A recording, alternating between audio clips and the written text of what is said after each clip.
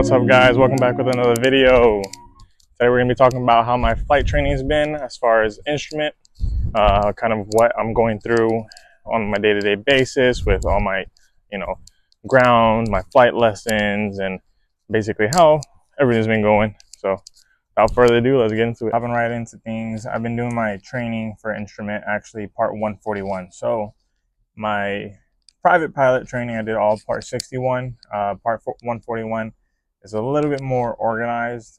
It's per the FAA, it's a program that's supposed to be more just approved. It's an approved course basically versus you having your instructor just kind of teach you at will, what you need, what you don't.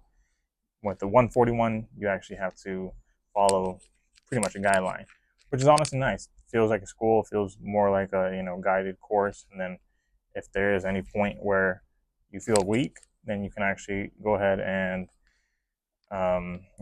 retake that lesson, or you buffer everything out before you move on, which is what I like a lot about it so far. Kind of the way it goes is the one I'm working on specifically is the Jeppeson. You might know Jeppeson from like the Jeppeson charts for IFR. They actually have a ground school and a 141 course as well. Well, for them, the way they kind of do their things is it's 3 stages. And so this video is going to be talking about the very first stage. That's where I just completed. So I figured, hey, perfect time for a video. Go ahead and give you guys an update.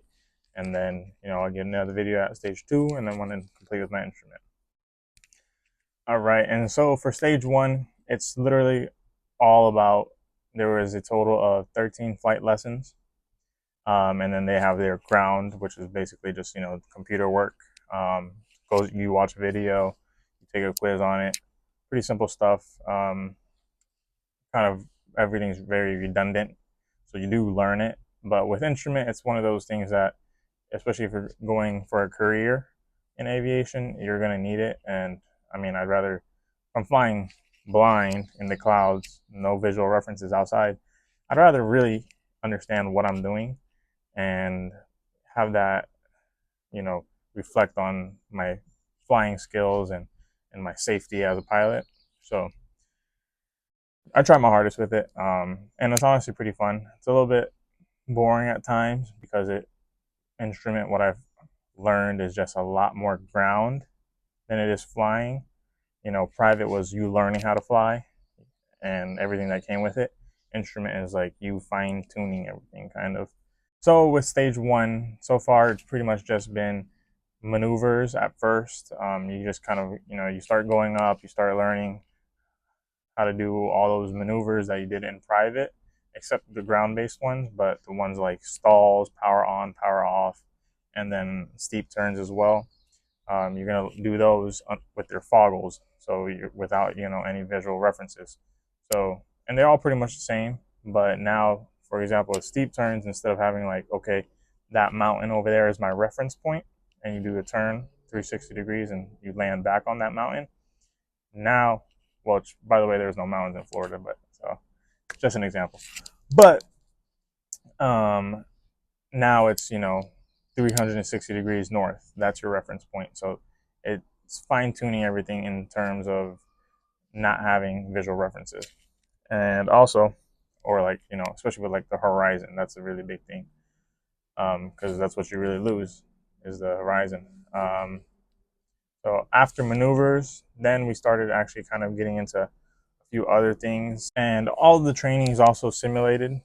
So pretty much it's all under the foggles. If you don't know what foggles are, it's basically a view limiting device. And what it is something that, just like my glasses here, you see out of, and it goes over your face, but you actually only can see out of this very bottom part right here. So everything else is blocked out. And I actually took a pretty cool video of kind of how it looks like in the cockpit. So I'll go ahead and put that right here so you can see it.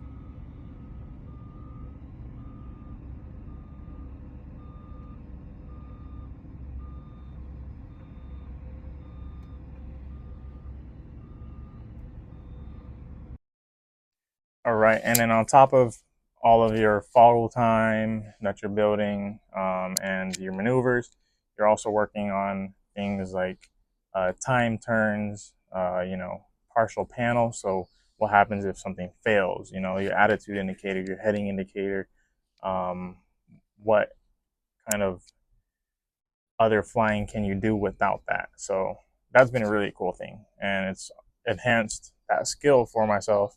Of, let's say, oh well, my pitot tube goes out and something like gets blocked in it, basically. Well, how can I figure out that that's happened and that I need to make a difference in my flying to change that, and or land, or you know just, let's say, if it's icing, you turn on pitot heat and it de-ices it, so, or melts it. But there's other things that can happen, especially with these like 172s, which is what I'm flying.